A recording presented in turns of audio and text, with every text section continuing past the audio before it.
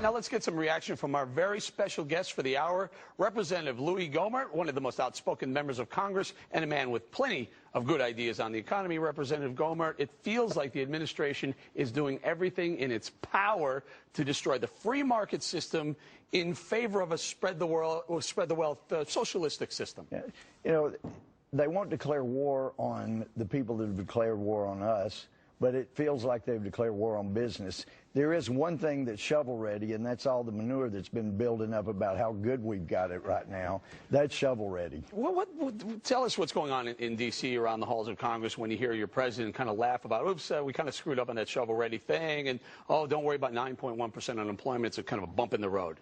Eric, he doesn't get it. He has never been in touch with people, apparently, in community organizing. He didn't deal with the working poor, as people like to say. I talked to a lady that's approaching 80, and she said, you know, when I grew up, we had a wood stove. That's it. She said, electricity is getting so expensive, gas is getting so expensive, it looks like I may end my time on Earth with nothing but a wood-burning stove. These are people that are hurting. One woman basically crying and talking about how she lives out in the country because that's the cheapest place to live, but now she's maxing out her credit cards to buy gas so she can get to work. She may not make it if she runs out of room on her credit card. I mean, these are people that are really hurting. They're supposed to be the people that this president and the Democratic majority in the Senate says we really care about. They're the ones that are hurting. And, you know, when gas prices go up to $4 a gallon, it's an inconvenience to those on Wall Street because they give 4-to-1 to Democrats over Republicans. But for working poor in America, it is devastating, and it's a shame that they don't see that. You declare war on business, as this administration's done, and he got an earful apparently yesterday at the White House because they've got their shovels out to move the manure. But it hurts all Americans. That's where the jobs come from. Although, got to give it to him, back when we were hiring for the census, that's where the real jobs came in, yeah. Congressman from Texas, Governor Perry from Texas has been out talking about the job creation that's been going on in the state of Texas. He's crediting right to work, no state income tax, tort reform. Tort reform. Why can't we do that on a national scale? Why can't we have 50 states doing that instead of a handful? I think because the reason is very clear. It's because this administration and the majority, Democratic majority in the Senate, they owe their existence to unions, to special interest groups who, you know, would rather declare on Bolling than try to help them create more jobs. Can you imagine in 1783 to 1787 in the Articles of Confederation, if the federal government had tried something like that, we'd never had a Constitution. The states would never have come together.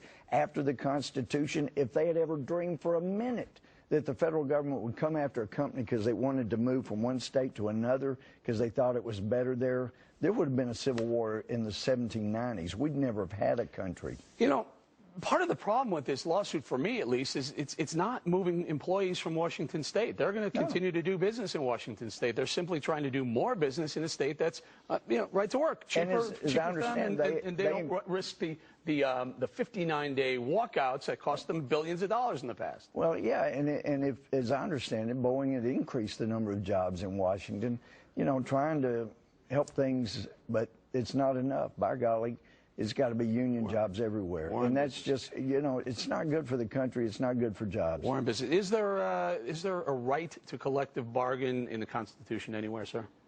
No, there's not. There's no right to unions necessarily.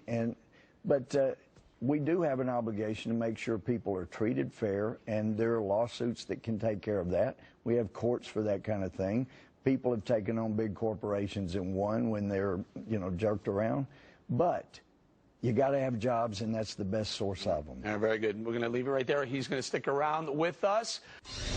All right, let's bring it out to the panel. Rejoining us from the left, Dr. Carolyn Heldman. Here in the studio, special guest, Representative Louis Gohmert is still here, and Republican strategist Noel Nickpour. Representative, I got to start with you on that one.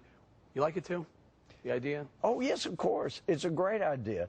And in fact, when Chicken Little Paulson was saying, give me $700 billion, I can fix everything. Chicken Little Paulson? Yeah, Paulson, Hank Paulson, yeah. Run around, the, you know, financial sky's falling.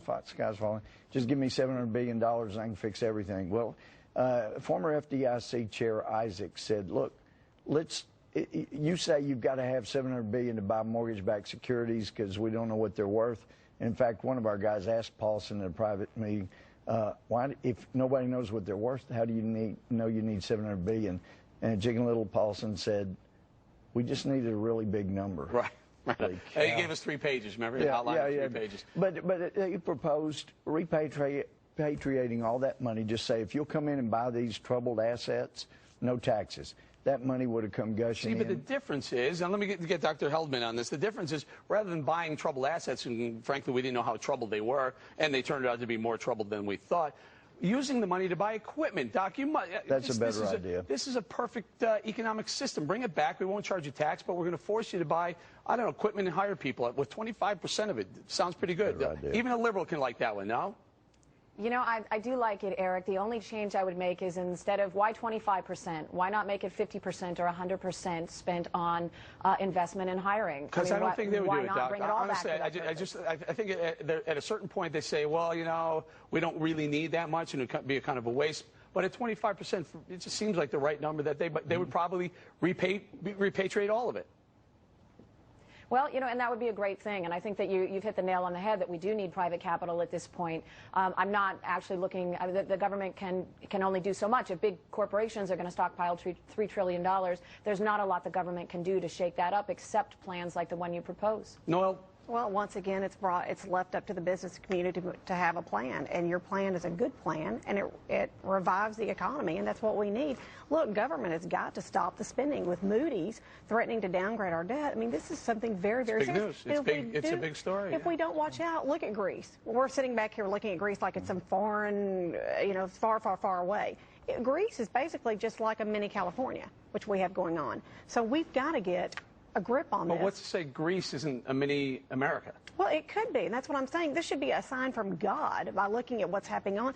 Too many social programs and not enough money to pay for it. And this is a serious issue, and I think that this is what's at hand, and we're treating it like it's going to go away. We keep on funding more and more of the projects that we should. Representative, going to get back to you in 1 second, but Doc, Noel says too many social programs, but you're saying spend more, let's have more programs. Well, right now during an economic downturn, I'm afraid that God or his son Jesus would be on the side of the poor, that we actually do need these programs. And I think that Noel forgets that the business community actually put us into this mess. And it actually started with the deregulation under Ronald Reagan, continued under Bill Clinton and George W. Bush. The business community got us into this mess, and we're blaming government. I'm a representative that begs the differ. Go ahead, sir. Well, people keep saying, you know, Jesus and God, they want to help the poor. That's exactly right. Individually. You can go through the Bible. There's never one place where Jesus said, go take somebody else's money and give it to the poor. He said, you do it with your own money. That's what he said. And if you go back to Zacchaeus, you know what Zacchaeus did after he met Jesus? He went and cut taxes. Very quickly, Doc, we have about 20 seconds. Go. Jesus said, unto the least of these, and he didn't put limitations on it. It means that we need to be worried about our poor. Individually, All right, we're going to have to leave it there.